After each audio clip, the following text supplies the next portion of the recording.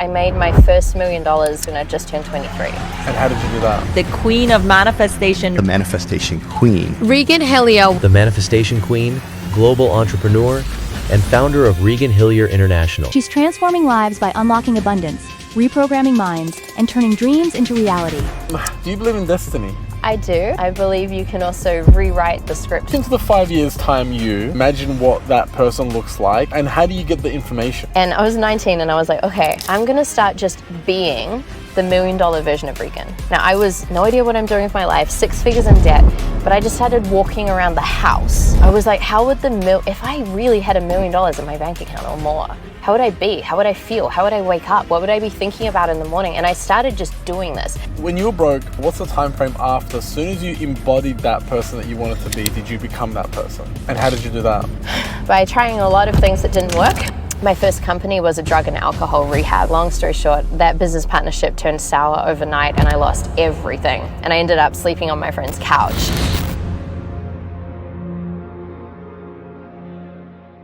Regan Hillyer, ladies and gentlemen. How are you? So good. Thank you for coming on the podcast. You're so welcome. I didn't know you were from New Zealand. I am. I'm from Australia, so we're like brothers and sisters. We're officially friends. Yeah, so we should let everyone know that we'll be swearing in this podcast. Can't take the Aussie and the Kiwi out of us. You can try. We might do the haka. You never know. Do you know how to do the haka? Yeah. By the way, you were at the Gladiator Summit, right? Did you see they were trying to do the haka thing? Trying. Yeah. Was that? No, it was good. It was good. Was that the haka? What was that? It was a haka. There's actually lots of different types of haka. Everyone thinks there's just one with the rugby, right? But there's like hundreds of different types. But yeah, they did great. You know what's really tripping me out?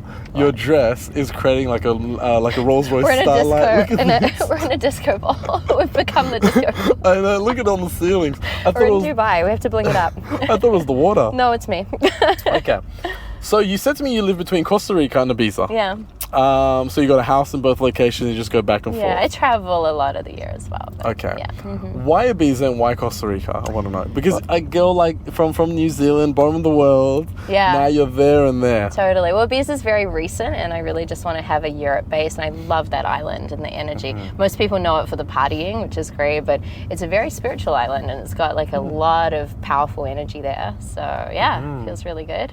So there's a spiritual side to it. Definitely. I've not seen that. 100%. Yeah, 100%. Most people don't know about it. It's one of the few places when I actually went to certain parts of the island where I just got chills all over my body and I was like, whoa, what is this place? Like, insane. No way. Yeah. You fell in love with it straight away. Totally.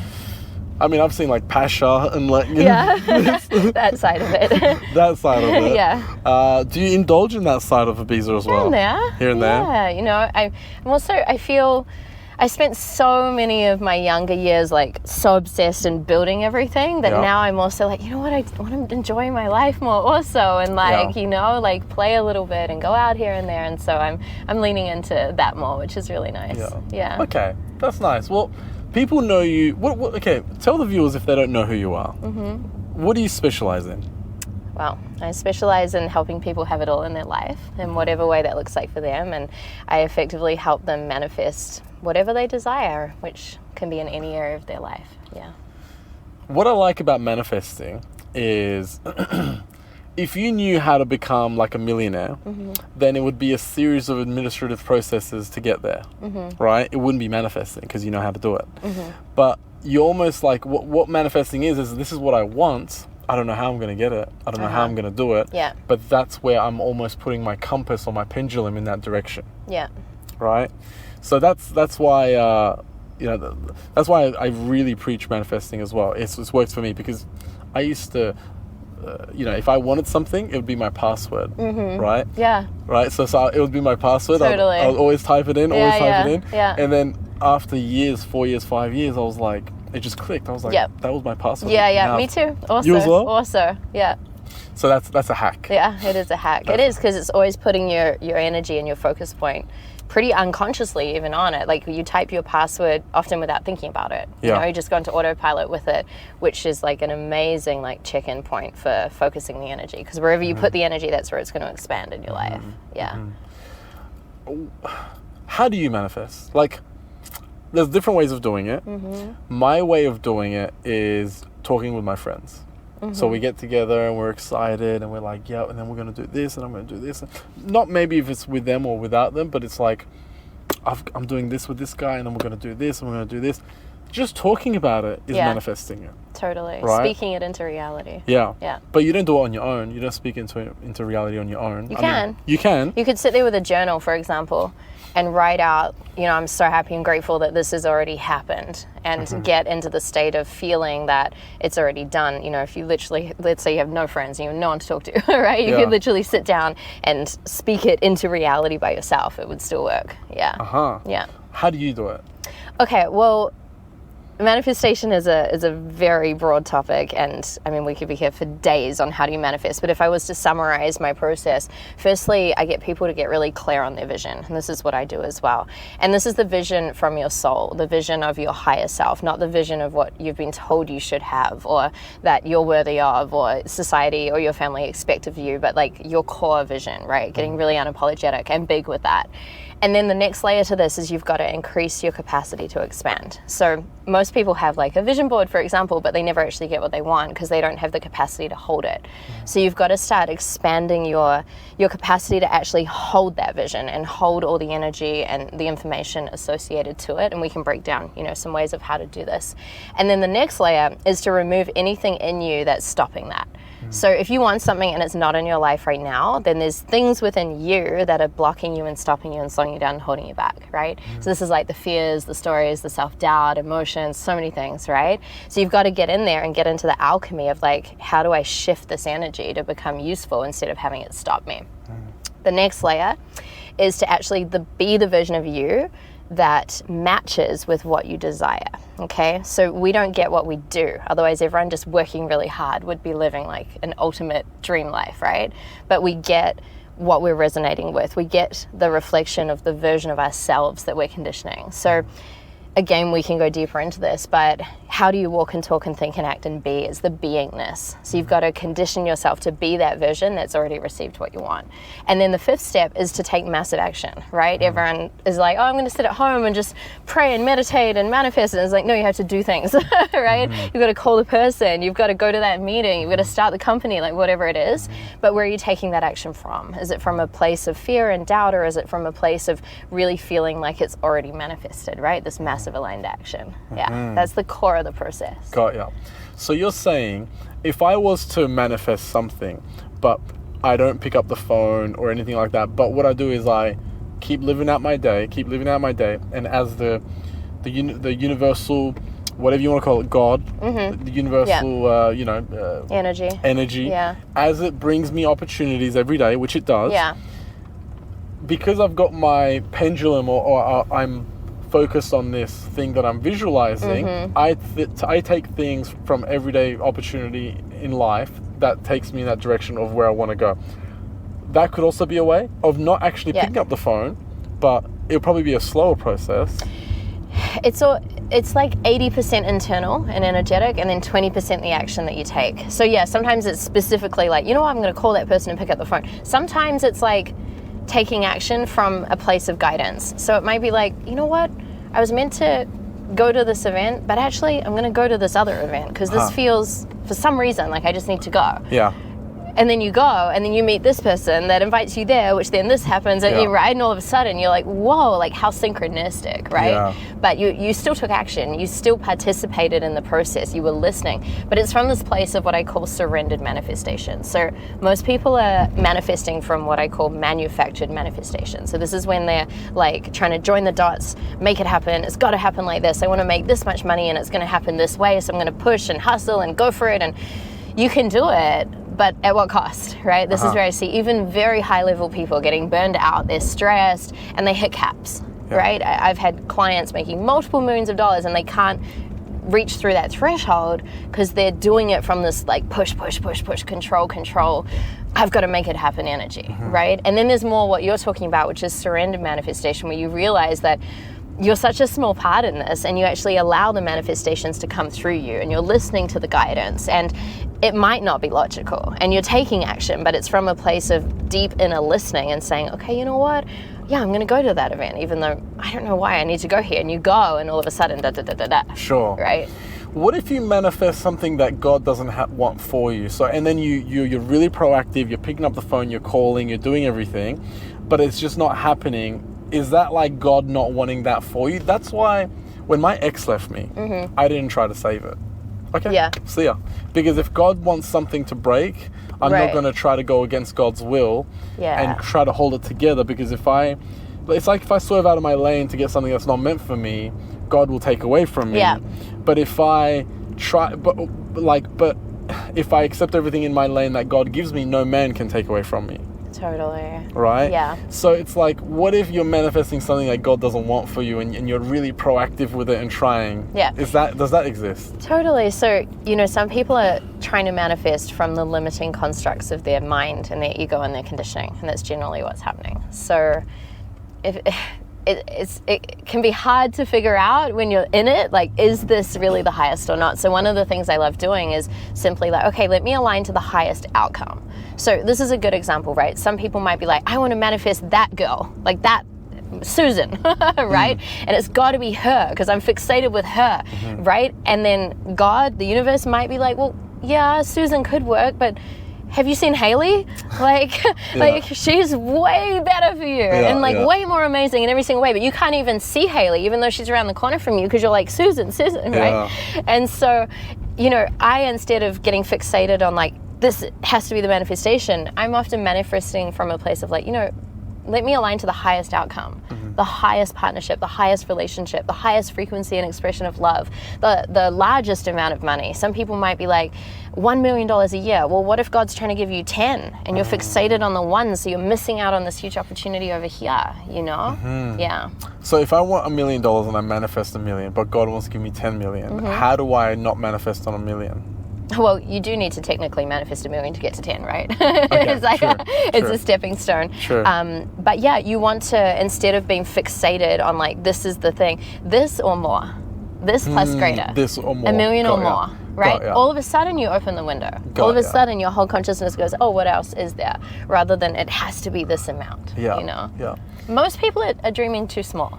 Yeah. Most people, like, really, God is trying to give them the 10x of what they want, but it's their conditioning that is like, oh, I don't know how to do it. How would that be possible? Would I deserve that? I don't know. That's too much, Yeah. Warren Buffett says people overestimate what they can do in 1 year and underestimate what they can do in 5. Yeah. Going back to your point, or more. Yeah. Do you believe in God? I do. You believe in God? I do believe in God. And how are you like? Do you subscribe to a religion? I subscribe to all religions. I really do. And I see the lessons and the greatness and the community and the learnings of all religions. And my core frequency of all that is love. If it's good for you, if it's good for the planet, then I see God in that. Yeah.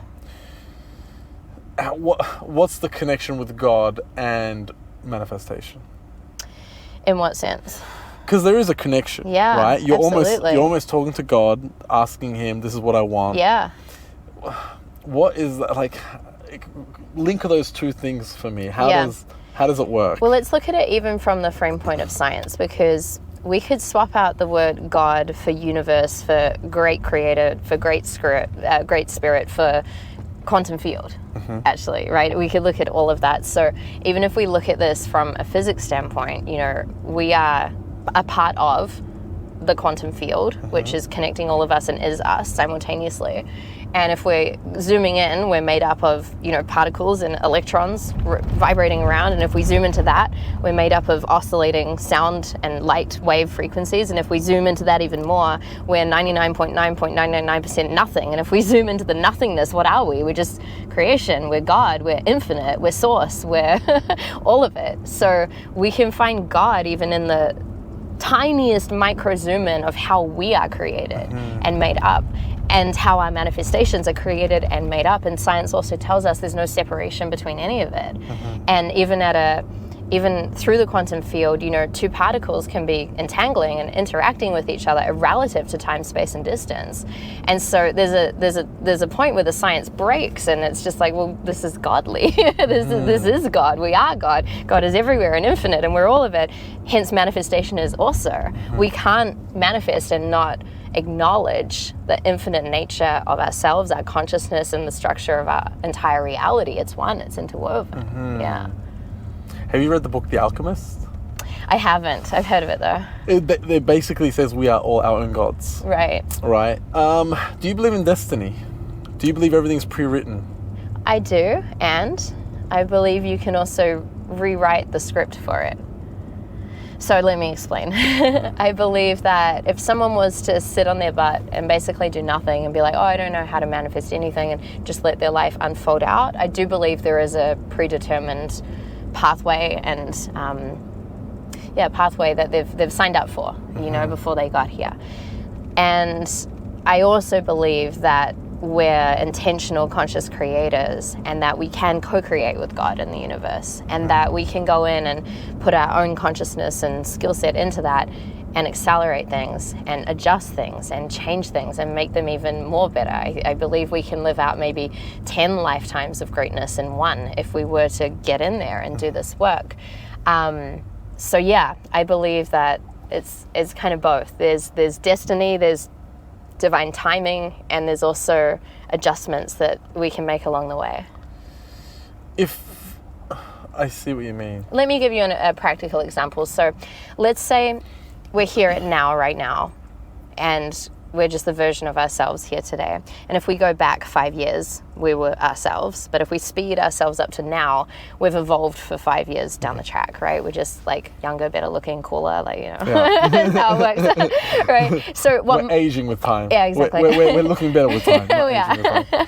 And so if we were to go out in the future, 5 years out from now, what most people do is they just wait gradually, and each year they set some New Year's resolutions and they do them or they don't. And then eventually, like 5 years out, maybe they're a more evolved version of themselves. And then there's people like you and me that can sit here now and be like, well, why would I want to wait out 5 years? What do we know? We know that through quantum physics, we have full and complete access to all the information. We have a connection with God, the universe, the quantum field, where we can go in. And what if, knowing that time's an illusion, we could connect with the version of ourselves 5 years out from now that had already manifested what we want?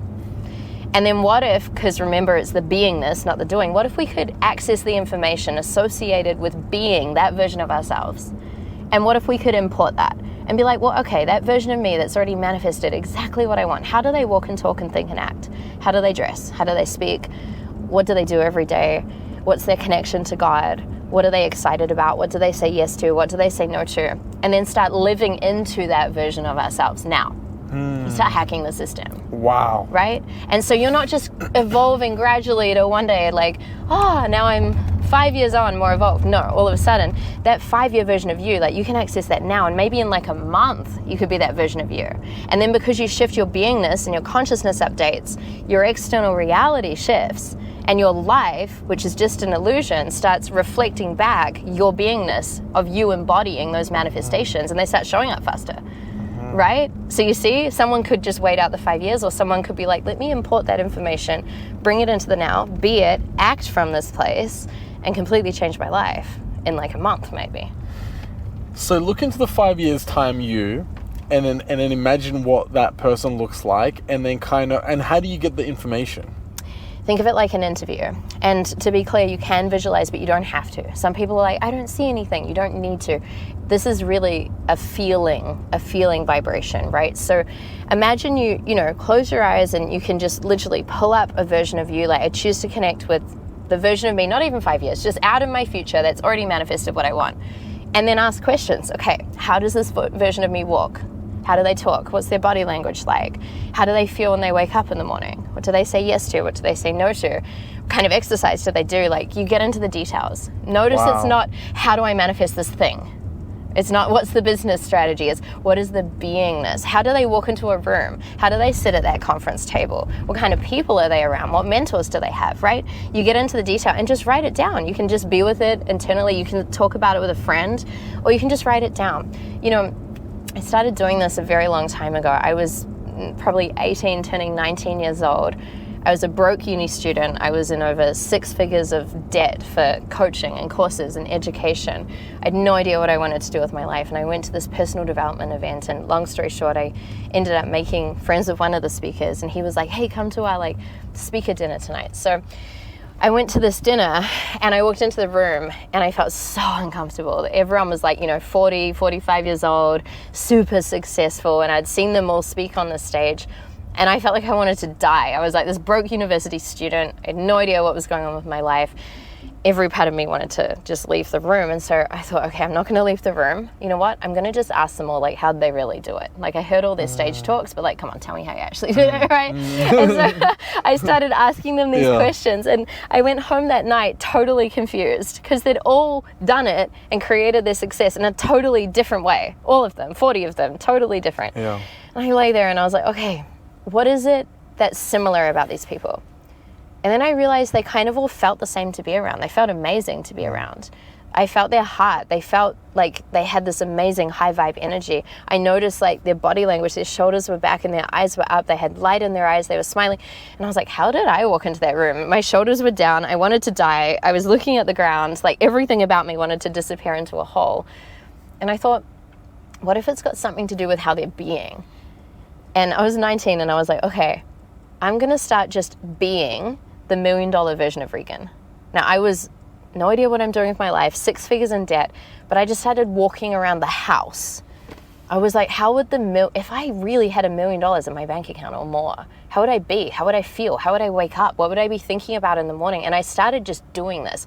Now, you would have thought I was crazy if you saw like my bank account, my life, like the gap was so big, right? But the minute I started doing this, people started giving me opportunities. Things started happening. I started being invited. Like my life started changing super fast. And I was like, okay, I think there's something in this. And it's not fake it till you make it, because this doesn't work, but it is about getting into radical authenticity with the truth of who you are, right? And connecting to that future version and having the courage to be that version.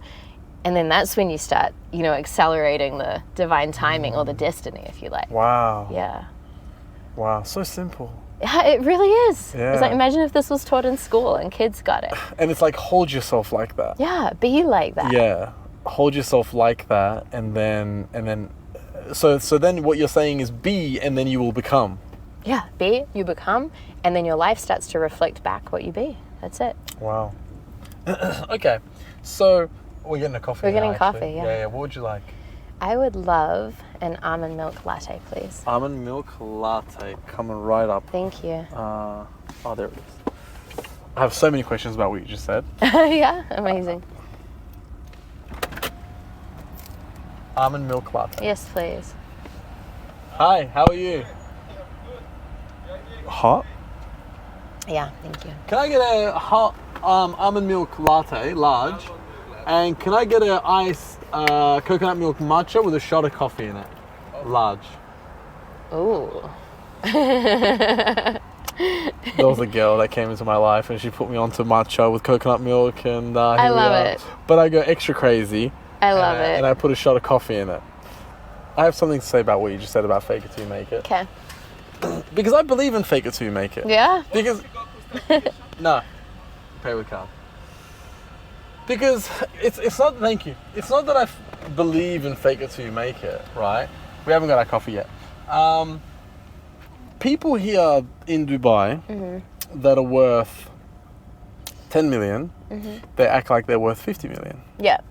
People here in Dubai that are worth, 50 million, they act like they're billionaires. Yeah. I have so many people come and tell me, yeah, he's a billionaire. I'm like, do you know what a billionaire is? Yeah. He is not a billionaire. Like, guys are going around telling girls they're billionaires and stuff like that, right? You find that stuff in Dubai. But even if you've made it, even if you're worth 50 million, you're still faking being a billionaire.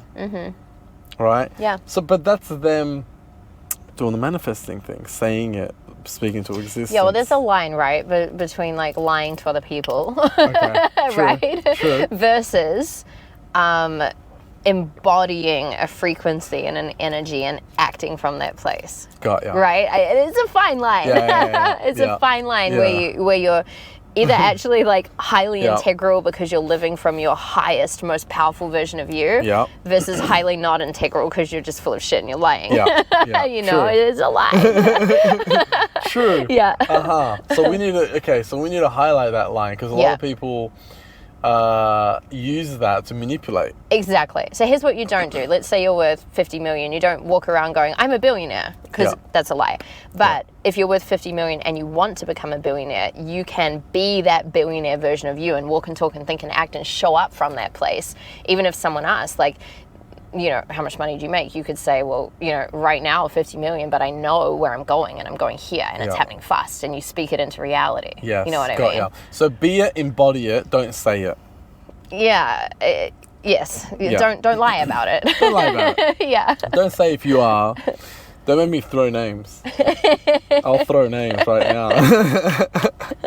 Yeah, if you're lying about it, you're living out of integrity. You actually slow down the manifestation process. Yeah, you actually slow it down. You block it because it's not integral. You're putting something out which isn't true, so you're going to attract more things that aren't true. Like, it's all in energy, you know.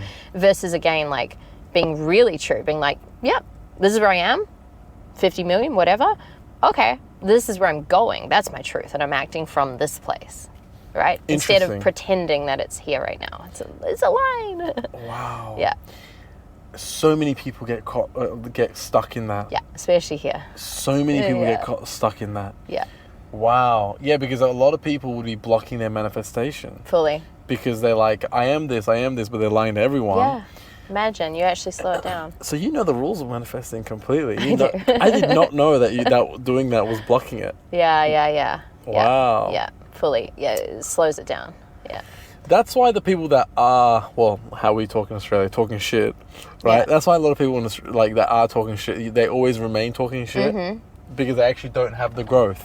Right. So they'll continue. Totally. They'll continue saying it. Thank you, For brother. Sure. Appreciate you. Thank you.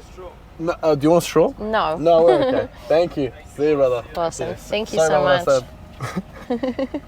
Good luck. Sorry about what I said. Cheers. Cheers. Thank you. Do you drink?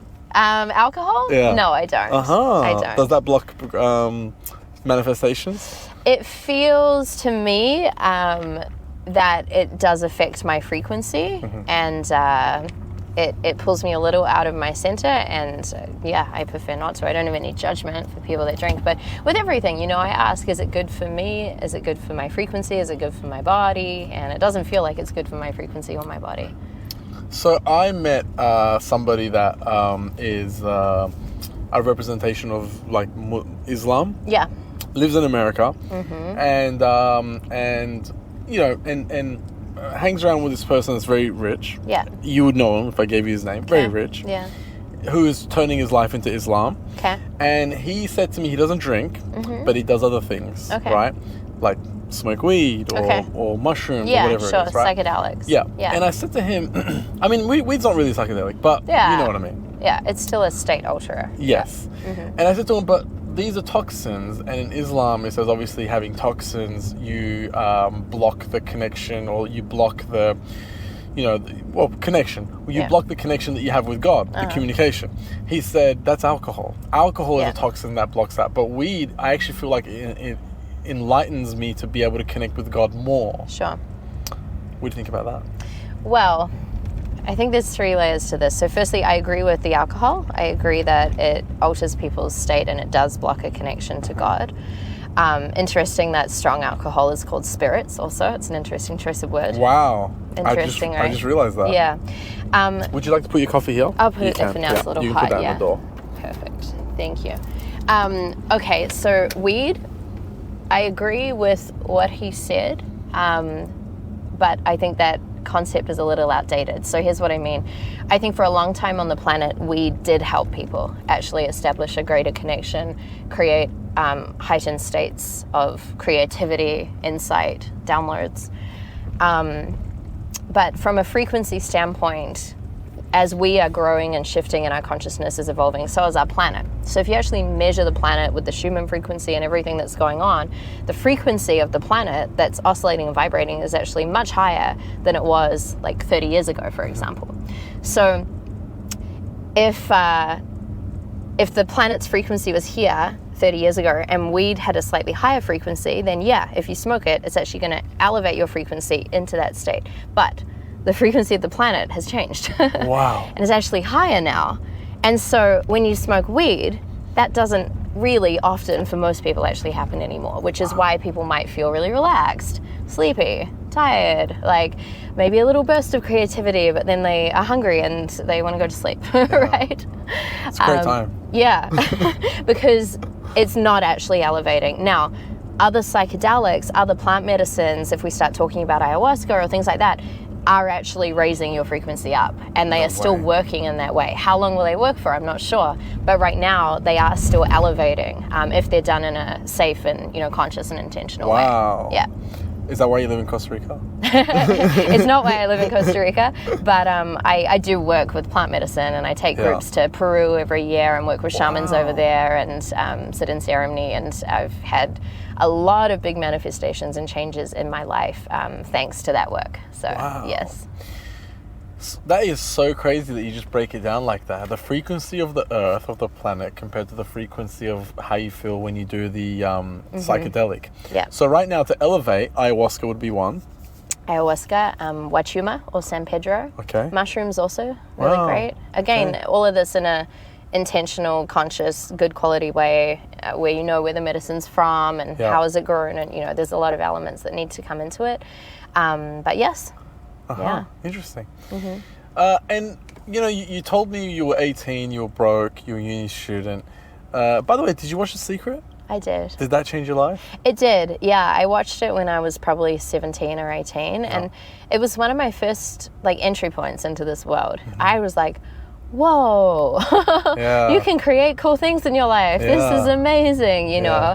And it's funny now because, I ended up, Lisa Nichols became one of my mentors. She was in The Secret, then she became a very good friend. Same with Michael Beckwith. And it's like a full spin for me now because these are my homies. It's like... You manifested that. Yeah, it's crazy. So I think it's a really great movie, and I think, like me, it opens the eyes of a lot of people that don't have their eyes open, but also it's very basic and it has a lot of limitations. And I remember even watching it and then getting really scared, thinking, oh God, if I have a negative thought, I'm gonna create something bad in my life. It kind of says a lot of things that aren't quite accurate, and it's very basic. It's like kindergarten manifesting, but it's an entry. It helped me. Yeah. It's an entry for you to keep discovering if this is the topic that you like. Exactly, yeah. Now, Michael is the black guy with the dreads. I love that He shaved guy. his head now, but yes, you're right. He had dreads. I love that guy. He's amazing. He's so tapped in. He's such a pure channel and such a beautiful, sweet, kind man. Where does he live? He lives in LA, and his church is called Agape, and it's an all-inclusive, amazing environment, and the music, the downloads that happen there, it's incredible. It's a whole vibe. So if I want to meet him, I got to go to his church and he'll be there. He's there, yeah. He's amazing. I love that guy. Yeah, he's amazing. The way he talks. Yeah. He looks at you and talks and with a twinkle in his eye. Yeah. I feel like this guy's so elevated. He's amazing. Yeah. He really is. Incredible. Yeah. Okay, so we're talking about, so when you were broke, 18, uni student, how many years or what's the time frame after, as soon as you embodied that person that you wanted to be, did you become that person? Yeah, so when I was 18 turning 19 is when I kind of entered into this world. I made my first $1 million when I just turned 23. So that was kind of the time frame. And how did you do that? By trying a lot of things that didn't work, by figuring out very early on, in the beginning I was just fixated on, how do I make money and create a life that I love? I was learning all these strategies like wealth creation, everything. How do you trade a .com business? I was learning to be a Forex trader, everything you can think of, right? Just grasping really at straws outside of me, and nothing was working. And then I had a mentor that said to me hey Regan, do you know it's 80% an internal game? 20% what you're doing on the outside. He's like, what are you doing about the 80%? And I had no idea. And so that spun me into the world of NLP and hypnosis and then energy work. And the minute I started combining all of that with all the action that I was taking, things started moving really, really quickly.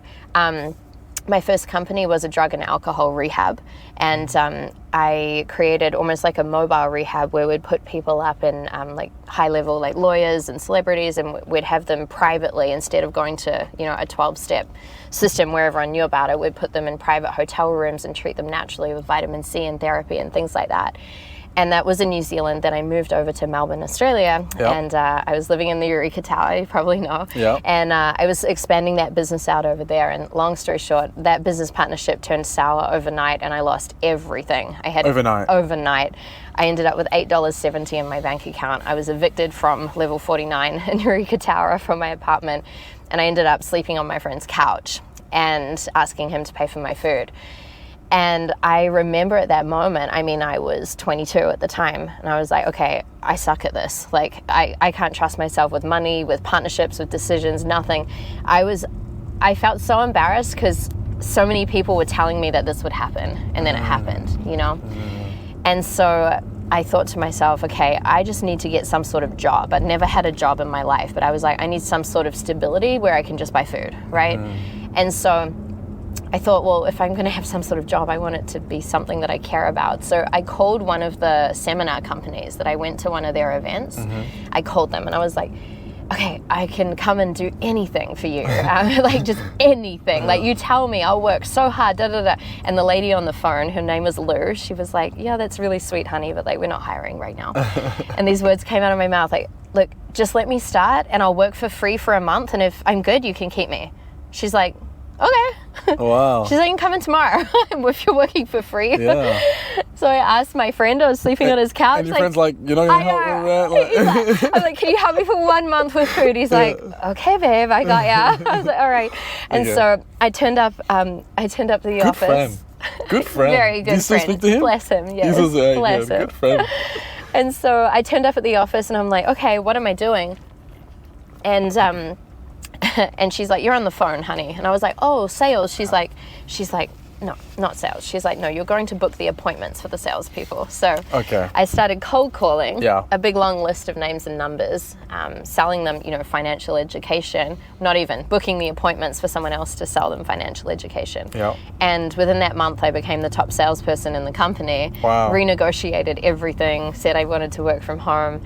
And then 7, nearly 8 months after that, I had already started my own company, and I was making a whole lot more in my own education company than I was at that job. So I left the job, and the education company I built was running events through Australia and New Zealand. We started building it on meetup.com, if you know that website. So no social media, no marketing, nothing. We would set up free meetup groups, get communities together, and I was teaching women dating education, but from the mindset, from the NLP. I was teaching them how to hypnotize themselves and then find, attract, and keep a man that they madly loved, right?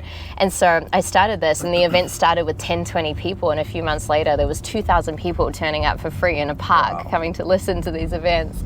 And that was the company that was doing just over $1 million a year, about 6 months after that. Wow. So that's how you made your first million. Yeah. You're married? Yes. Did you manifest him? We manifested each other. You manifested each other. Okay. Yeah. And everything you manifested about him, is that what you got? How do you mean? I'm manifesting him with tall blonde hair, whatever. No, so this is very important, right? When it comes to relationships, you never want to be in a place where you're making it about the person, because then you're again creating from this place of what you think you want, from the mind, from the ego, from society's projections. Instead, I would suggest anyone listening to this is like, okay, if you want the relationship, like what is the relationship that you want, not the person? Right? So you always want to be connected to what is the container of the relationship. Like, how does it feel to be in love in this way? How does it feel to be in this container? How do you want to be held and looked at and loved and supported? And that's what you connect in with. And then the person that matches that is going to show up and match that, and they might surprise you. It might not be exactly where you think they're from, or how tall they are or not, or this or that, or their job. Like, it might be like, whoa, okay, but they match, right? So again, this is the difference maybe between like the mind trying to manifest versus God being like, hey, like, here's the perfect match for you, right? What if you're not attracted to that? What if you're not attracted? Well, then that's not the perfect match. like he will love you exactly how you want him to love you. Well, then you've got to get clear, like, But he's shorter than you. We are freaking attracted to each other, right? He feels, and it can be like, you know, he feels like the most amazing height for me, like anything that's important like that, you can put that in there. But I'm talking about like, he must be exactly this height and this and that, right? What doesn't matter? Eye color, okay? Maybe you don't need the eyes to be exactly that color, unless it's very important to you, right? Sure. Yeah. Sure. Okay. What do you do in the morning? I want to know what you do. What's the first thing? Because I'll tell you what I do at night. Before I go to bed, I just say, thank you, God, for all the opportunities that you've brought to me today. Yeah. And thank you for the opportunities that you're going to bring for me tomorrow. Yeah. That's it. Yeah. And I go to bed. I love that. What do you do? In the morning? And that night. I want to know what you do, because I want to put that in my life. For sure. So in the morning, the first thing that I do, you know, when you're like coming in, you're like, oh, I'm in my body. Like I'm waking up. You're in that like in between. I'm alive. Right? Most people are straight into like their stress, their day. They think, no. Okay. Instagram. Please, no. Like I stop. I hit the mic. Don't. For anyone that's got headphones on, wake up call. Sorry.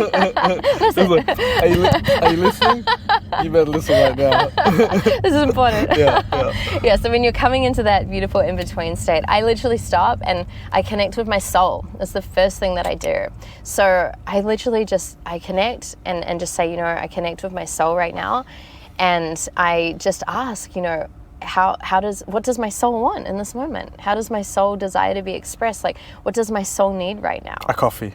Yeah, it could be. Maybe that's your medicine. Maybe it's like a coffee. Maybe it's not. Maybe it's like, you know what, doing this like 1 hour meditation that you said you would do and you didn't. Maybe it's not. Maybe it's getting up and moving your body. Maybe it's staying in bed for another 20 minutes and just like feeling into your day. Like it can be different. So my mornings look totally different each and every single day because my intention is to always be living from my soul. And sometimes my soul needs and wants different things, right? So it really starts with that.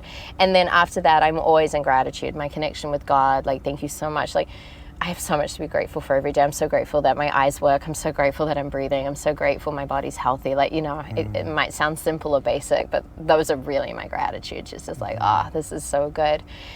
So at night, it's also very similar. Same with you. Gratitude to God and that connection and really being grounded in that. And then right before I go to sleep, you know, that moment, right, where you're like in that really dreamy, like you're awake, you're asleep kind of in between zone also, I connect with my guides, you know, and I ask my guides to support me as I sleep. So people don't realize you can manifest when you sleep. Right? It's actually very powerful and very efficient. So if there's something that you want or something that you're working on or a problem in your business you're looking to solve, right before you go to sleep, ask your guides to work on it. Ask your guides, which can be God, it can be your guides, it can be your higher self, it can be an ancestor from your family, or it can just be your guidance or God, as you like. But you can literally make a request that this thing gets figured out, or this manifestation gets accelerated, or you wake up in the morning feeling this and this and this, whatever it is, right? And when people start doing this, it's amazing. The minute you start asking for help, support, and guidance, people are like, oh my God, I have so much help, support, and guidance. I'm like, yeah, because you started asking for it. Wow. So this is very cool as well. You can get a lot done when you sleep. So before you go to sleep, what do you say? You say, God, help me manifest ABC. Yeah, or help me overcome this challenge, or help me release this sadness in me that I'm feeling right now, or help me have clarity on the next step in my business, or whatever it is. It can be very specific or just very, very broad. And you said that out loud or you think it? Either, and then you go to sleep. Yeah, and it's nice if you're falling asleep next to someone, say it to each other, you know, and you can share in that together and then be held in that, Unless you got problems and you're like, God, show me how to break up with her. Good night, baby. And ciao. And you're like secretly having your manifestations. God, how do I tell her about my other girlfriend? God, please remove this person from my bedroom. Good night, baby. What's wrong? Just talking to God. And then she breaks up with you. Wow, God moves fast. God moves fast. You're funny. Okay, all right. So you say that at night out loud, or you say it to each other or to your partner. Yeah, it could be internally too if you don't want to say it out loud. But it's very powerful to speak out loud, like you said earlier, because our words have a sound frequency to it, and the frequency alters the information of the field. So if you can, it's great.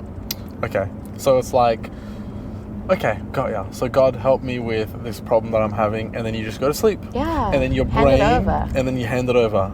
You know, Wow, I have that's so beautiful. many high-level clients, and sometimes they're like, but Regan, and this and that, and I'm figuring that, and sometimes, like, I tune into it, and I say to them, like, do you want to just hand this over to God? Why don't you let God handle this? Yeah. And then they do, and they ask for help with it, and they actually let it go. Regan, it got figured out. Regan, it just happened. I can't believe I sold the house, did it? Whatever it is. Yeah. Huh. You got out of the way. Yeah. Yeah. You got out of the way. Yep.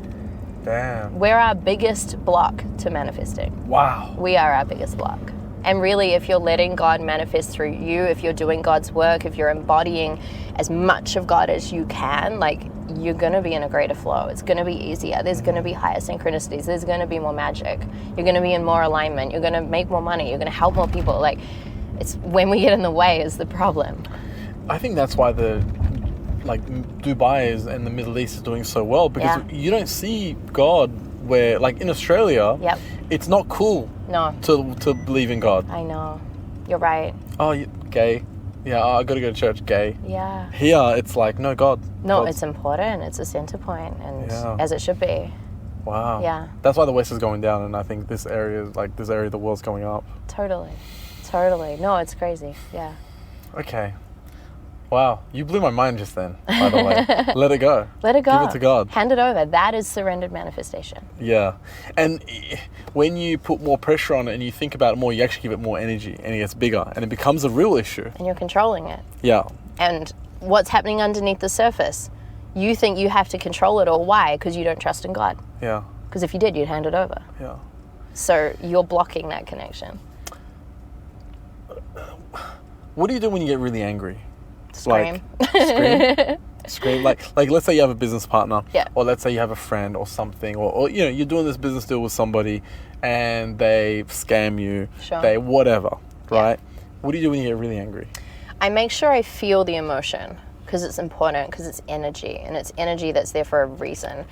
And I do it consciously. So what I don't do is like, just explode in the moment at someone. Unless I feel consciously, actually, it's right to explode at this person in this moment. You know what I mean? And there could be a time and a place for that, or not. So you do that? I could do that. Do you? Absolutely. Sometimes. Yeah, I have said to team members, like, I am so fucking angry right now. I need you to feel how annoyed I am that this happened, right? But it's conscious. It's not from a place of me just, oh God, I lost it today. I got so angry. I wish I didn't. So you're never out of control. You do it No, consciously. It's intentional. Okay. It's intentional. And there's other times where it's like, okay, thank you.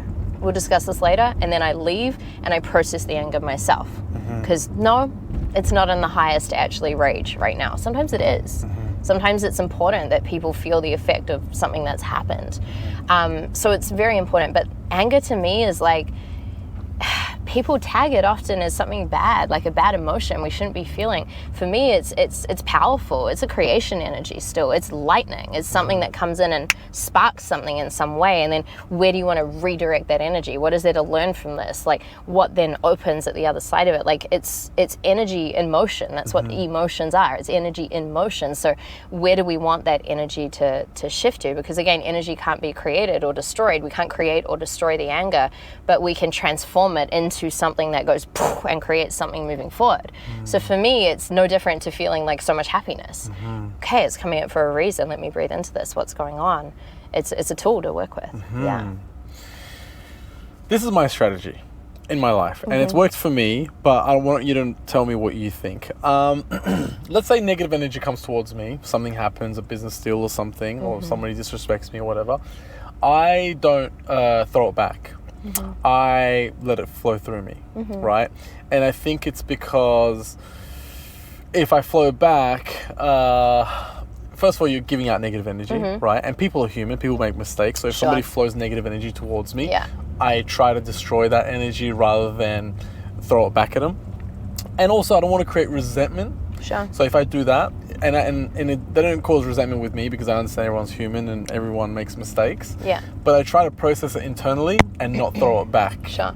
And that way, I keep all my relationships good, because every relationship is like a relationship. You got to keep the spark alive, business relationship or your wife or whatever. Yeah. So it's like a flame that you're protecting. And sometimes some people will try to blow out the flame, but you just kind of protect the flame from themselves because it's going to hurt you. Yeah. So that's kind of how I've always been doing it. I've never gone back and, shouted back or retaliated out of spite or anything like that. Sure. Is that detrimental to my health? Is that normal? Is that a good strategy? I think it's fine as long as there is a conscious choice in there. Like I said, there might be a moment where it's important that you speak up against something and you hold a boundary and you throw some of that energy back and you're like, hey, actually, this is not okay. And maybe that person learns from you and then stops that behavior and then doesn't hurt someone else. You know what I mean? But as long as it is, again, conscious and intentional, more often than not, yes, I agree. Like, you let it pass through you. When something's happening in my world where it's like, whoa, okay, there's this negative energy, or this person showed up in the way where it's like, wow, how this is so out of integrity, how'd this happen? I never put it outside of me. I always go, well, what is it in me that created that experience? Because at some level, even if I don't like looking at it or hearing it, there's a part of me that resonated with that energy in order to create that experience of it in my life. So for example, a very long time ago, like 15 years ago, I was in a highly abusive, intimate relationship. I was engaged to this person, and on the outside, everyone was like, amazing, amazing. And then it was full chaos, physically and emotionally, right? Inside. Yeah. Now, when I finally got out of that relationship, it would have been very easy for me to be like, he's a terrible person, he's an abuser, he's bad and wrong, thank God I'm out. I was like, okay, he's a terrible person, he's an abuser, that is bad and wrong, and why did I experience this? Why did I allow that for this many years? Why did I create an attraction with a person like that? What was it within me? Like, I learned so much. I learned so much. He was such a teacher to me, And so I think it's important, I don't necessarily need to go back to him and be like, you're this, you're that, rah, rah, and throw all this energy back. Wow. But I'm not ignoring it either. I'm not just letting it pass through and being like, oh, okay, good, I'm out of that now. No, hang on, why did that happen? Because if I learn from it, then I don't need to repeat it. If I don't learn from it, I'm going to create some sort of other experience, which might be in a business partnership or another relationship or a friendship, a sister, something like that, So I'm always looking at, okay, cool, that sucked, that happened. Why? Got ya. What are the lessons? Let me juice out the lessons. Got ya. So it's more about you're learning about yourself. Because my ex, when we broke up, later I found out she cheated on me. But she doesn't know that. Well, if she's watching this, she probably knows. Hi. Still think about you. It's so funny. And she doesn't know that I know that she cheated on me. Well, now she does. Yeah, she knows. She probably doesn't watch it. Unless you're still in love. Oh. Which I am too. Oh. You're funny. Jokes. But I just thought, listen, this girl's going to go through her life. I don't want to feel guilty. I don't want her to hold out that I know. Yeah. So I didn't say anything, right? She doesn't know that I know. And what's the point? That kind of means you're trying to say, I want you in my life still. Yeah. Like, let's resolve about it. Let's talk about it. So that's why. So based on what you said, yeah, it makes sense. Yeah. This is your house. Yes. Okay, this is your house. I've loved this podcast. Yeah, it's been amazing. I've loved this podcast because this is something that I love. I love this stuff. You can see that I like. No, you're into it. You're like, wow. Yeah. What? Yes. Yeah. We should do another one later, like in the future when you're back. Yeah. We can. Yeah, I'd love to pick you up from the airport, go to the airport, whatever. Yeah. We can do one. But yeah, I think we're not done. No. To be continued. To be continued. Thank you so much for coming on the podcast. Yeah. This has been Regan Hillyer. That's right. Did I say that right? Yeah. Let me. We are out.